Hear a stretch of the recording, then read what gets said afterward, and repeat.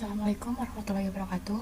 Kembali lagi bersama saya Ayu Anggraini dengan NIM 20051214601 dari kelas Sistem Informasi A 2020.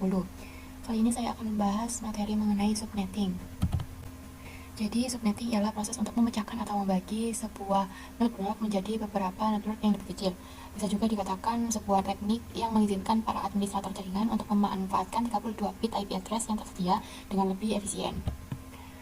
Fungsi dari subnetting. Salah satu fungsi dari subnetting ialah dapat membantu meningkatkan kinerja dan keamanan jaringan. Selain itu, subnetting juga mempunyai beberapa fungsi lain, diantaranya yang pertama, mengefisienkan alamat IP, yang kedua, mengurangi traffic jaringan, yang ketiga, meningkatkan keamanan jaringan, dan yang keempat, mengoptimalkan kinerja dan kecepatan jaringan. Tujuan dari subnetting. Selain fungsi, terdapat juga tujuan adanya subnetting ini. Tujuan dari subnetting yaitu sebagai berikut. Yang pertama, untuk mengefisienkan pengalamatan jaringan. Yang kedua, dapat membagi satu kelas network atau sejumlah subnetwork, dengan arti kata membagi suatu kelas jaringan menjadi bagian-bagian yang lebih kecil. Yang ketiga, untuk membuat lebih efisien alokasi IP address dalam sebuah jaringan supaya bisa memaksimalkan penggunaan IP address. Yang keempat, untuk meningkatkan keamanan dan mengurangi terjadinya kongesti akibat terlalu banyak host dalam suatu jaringan. Dan yang kelima, untuk mengatasi masalah perbedaan hardware dan media fisik yang digunakan dalam suatu network. Konsepan subnetting. Jadi teknik subnetting membuat skala jaringan yang lebih luas dan tidak dibatasi oleh kelas-kelas IP seperti A, B, dan C yang sudah diatur. Dengan subnetting, maka kita bisa membuat network dengan batasan host yang lebih realistis. Kebutuhan subnetting menyediakan cara yang lebih fleksibel untuk menentukan bagian mana dari sebuah 32 bit IP address yang mewakili network ID dan bagian mana yang mewakili host ID. Dengan kelas-kelas IP address standar, hanya 3 kemungkinan network ID yang tersedia, yaitu diantaranya 8 bit untuk kelas A, 16 bit untuk kelas B, dan 24 bit untuk kelas C. Selanjutnya akan ditampilkan praktikum subnetting menggunakan aplikasi Cisco Packet Tracker. Jadi disimak baik-baik ya. Oke, jadi di sini kita mulai praktikum atau simulasi subnetting menggunakan aplikasi Cisco Packet Tracker. Jadi dalam praktikum ini kita akan mensimulasikan dua subnet, yaitu lab 1 dan lab 2, atau bisa juga dikatakan dengan gang 1 dan gang 2. Jadi dalam praktikum ini kita membutuhkan 6 PC.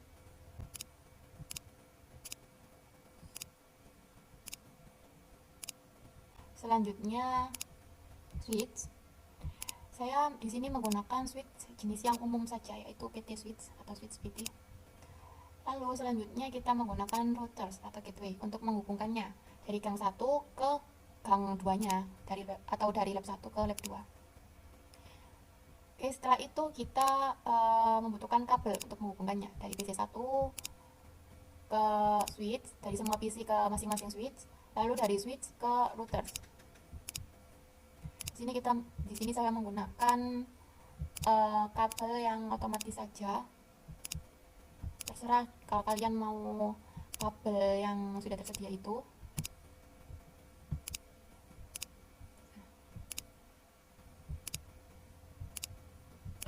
Lalu langkah selanjutnya kita mengisi IP address dari masing-masing PC. Lalu dari routers juga kita isikan IP-nya nanti. Kita mulai pada PC 1. Di PC 1 kita isi 192.168.1.1 untuk subnet masknya 192, dan untuk gateway-nya kita isi 192.168.1.25. Oh ya, sebagai pemberitahuan, nanti dalam percobaan ini, dalam simulasi ini, kita hanya akan mengisikan gateway pada PC 1, PC 2, dan PC 4. PC 3, PC 5, dan PC 6 sengaja tidak diisi gateway supaya nanti bisa ada pembandingnya bagaimana alur atau perjalanan simple PDU yang akan dikirim nanti jika tidak mempunyai gateway. Kita lanjutkan ke PC 2, IP address-nya.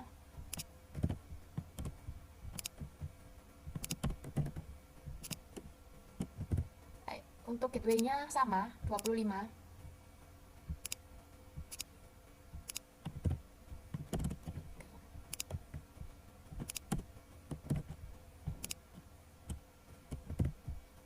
Oh iya, PC 3 tidak usah diisi gateway.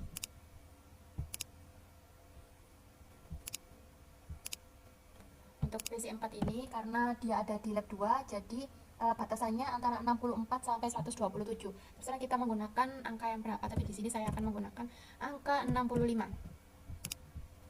Untuk subnet masknya tetap 192, dan untuk gateway-nya kita ganti dengan 125.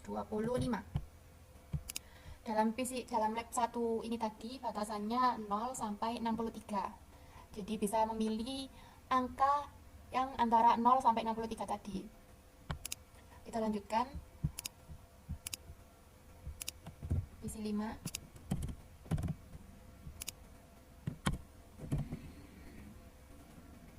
PC 5 tidak usah diisi gateway. PC 6 juga tidak usah diisi gateway.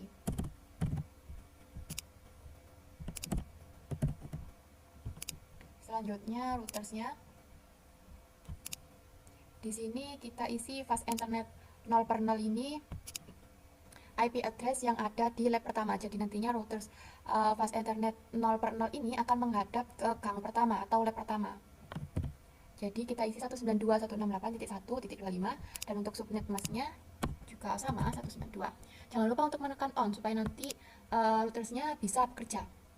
Lalu untuk fast ethernet 1/0-nya ini kita isikan dengan gateway yang ada di lab pertama atau gang yang kedua tadi. Karena fast ethernet 1/0 ini nantinya akan menghadap ke lab yang kedua ini nanti. Jangan lupa untuk on.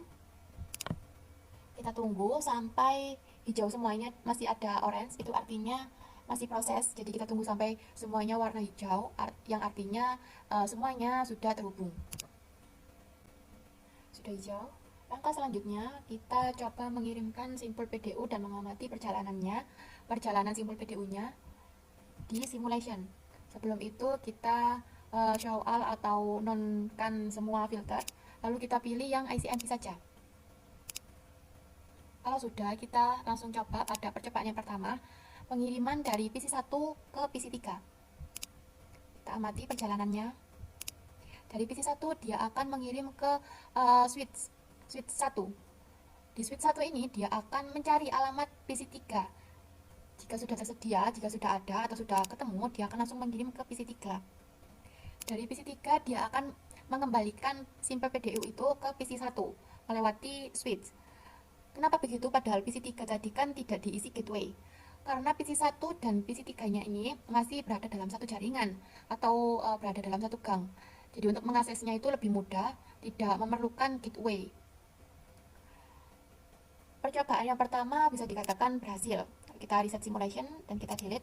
Kita lakukan percobaan yang kedua, mengirimkan simpel PDU dari PC 1 ke PC 4. Kita amati perjalanannya.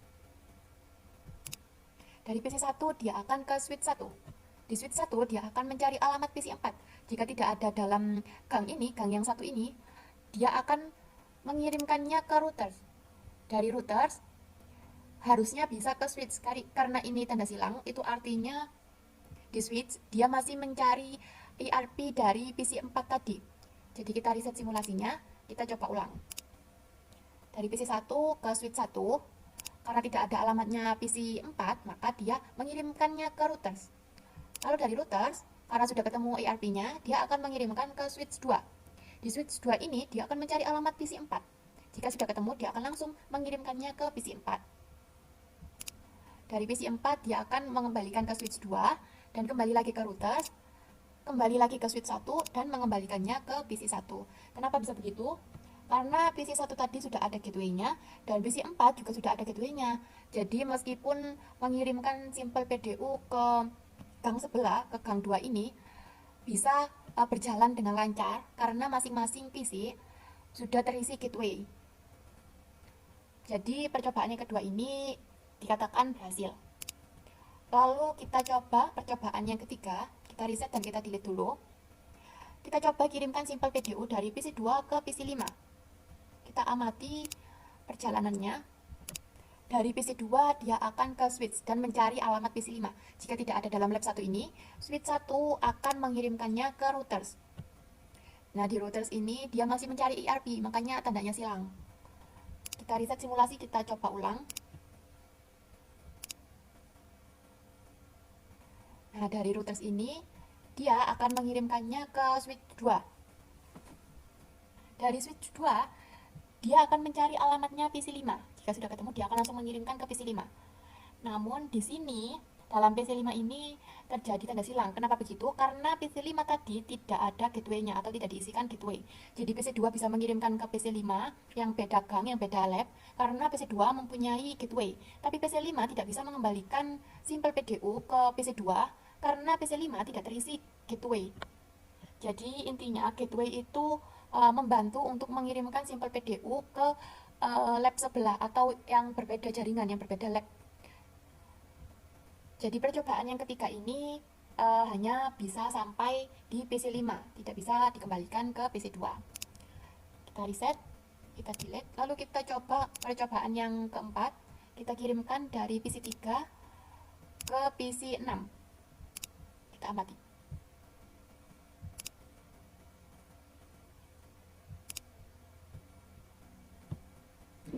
Di PC3 ini sudah terjadi tanda silang. Kenapa begitu? Karena PC3 tidak mempunyai gateway dan PC6 juga tidak mempunyai gateway. Jadi dua-duanya tidak ada gateway-nya. Jadi PC3 ini bingung. Dia ingin mengirim ke PC6 tapi dia tidak mempunyai gateway untuk bisa mengakses ke routers ini. Jadi di PC3 ini sama sekali tidak berjalan dan PC6 ini juga nantinya dia tidak bisa menerima atau mengembalikan. Jika kita balik dari PC6 ke PC3 itu sama saja karena dua-duanya tidak mempunyai gateway untuk mengakses atau mengirimkan PDU-nya melewati routers ini.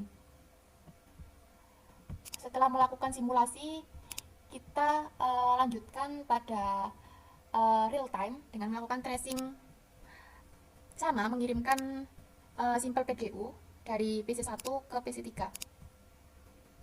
Nah, di sini tertulis successful, itu artinya PDU dari PC1 ke PC3 itu terkirim dengan sukses, berhasil. Lalu tracing yang kedua dari PC1 ke PC4. Kita lihat successful juga. Lalu kita coba PC2 ke PC5. Nah, ini violet. Dia tidak bisa mengembalikan atau prosesnya itu tidak utuh. Jadi bisa dikatakan gagal karena PC5 tidak bisa mengembalikan simple PDU-nya ke PC2. Hanya mampu menerima PDU dari PC2 tapi tidak bisa mengirimkan kembali ke PC2 karena tadi PC5 tidak ada gateway-nya. Lalu kita coba dengan tracing yang keempat dari PC3 ke PC6. Kita lihat sama, hasilnya juga violet karena PC3 dan PC6 tadi kan nggak ada gateway-nya, nggak ada isi gateway-nya. Jadi mereka sama-sama tidak bisa mengirim dan tidak bisa mengembalikan. PC3 tidak bisa mengirim karena tidak ada gateway untuk bisa mengakses di routers ini. PC6 juga tidak bisa menerima dan mengembalikan. Kita coba lihat di command prompt. Kita ketikkan tracer. Dalam PC1 tadi kan sempat terjadi pengiriman simple PDU ke PC3. Jadi kita ketikkan IP address-nya PC3 yaitu 192.168.1.3. Trace complete. Itu artinya dari PC1 yang dikirim ke PC3 tadi berhasil. Meskipun PC3 tidak mempunyai gateway, tapi mereka kan masih dalam satu ruang lingkup, masih dalam satu gang. Jadi gateway itu tidak diperlukan. Jadi pengiriman tetap bisa berjalan dan PC3-nya juga bisa mengembalikan ke PC1. Lalu selain di PC3, PC1 juga mengirimkan simple PDU ke PC4. Kita ketik tracer IP address-nya PC4 yaitu 192.168.1.65. Di sini juga tertulis trace complete. Karena PC4 tadi kan juga ada gateway-nya, meskipun mereka beda gang, meskipun mereka beda lab, tapi dua-duanya juga mempunyai gateway, jadi bisa mengakses di routersnya tadi. Selanjutnya kita cek pada PC2 di command prompt, lalu tracer. PC2 tadi mengirimkan ke PC5, mengirimkan simple PDU ke PC5. Jadi kita ketikkan IP address-nya PC5 168.1, PC5 itu 66. Nah, di sini cuma terjadi satu proses. Tadi kan hanya bisa mengirim tapi tidak bisa mengembalikan. Jadi cuma bisa mengirim ke ini 192.168.1.25. Ini kan IP address-nya PC5. Jadi cuma bisa mengirim ke PC5. Tapi PC5 tidak bisa mengembalikan ke PC2. Jadi hanya bisa ada satu proses dan yang lainnya itu request timeout. Artinya prosesnya itu gagal. Yang berhasil itu cuma yang satu tadi, tidak bisa mengembalikan. Lalu sekarang kita cek ke PC3-nya, command prompt. Karena PC3 tadi sempat menerima simple PDU dari PC1. 192.168.1. Nah, ini trace complete. Karena tadi PC3 juga sukses gitu. Mampu mengembalikan dari PC1. Kita coba di PC4.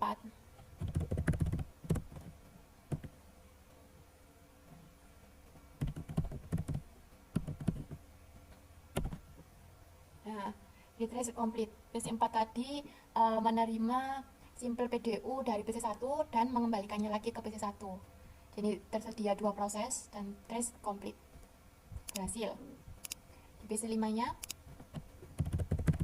trace 192.168.1. Kalau kita cek dalam PC5, dia tidak ada proses.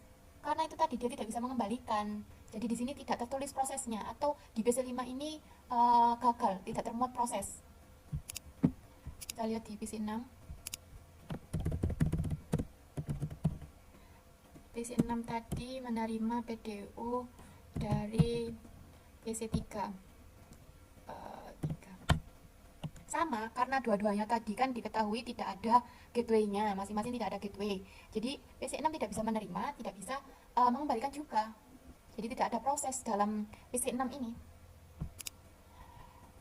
Nah, cukup sekian praktikum atau simulasi yang dapat saya sampaikan. Apabila terdapat kesalahan atau kekurangan, mohon dimaafkan. Kurang lebihnya terima kasih. Wassalamualaikum warahmatullahi wabarakatuh.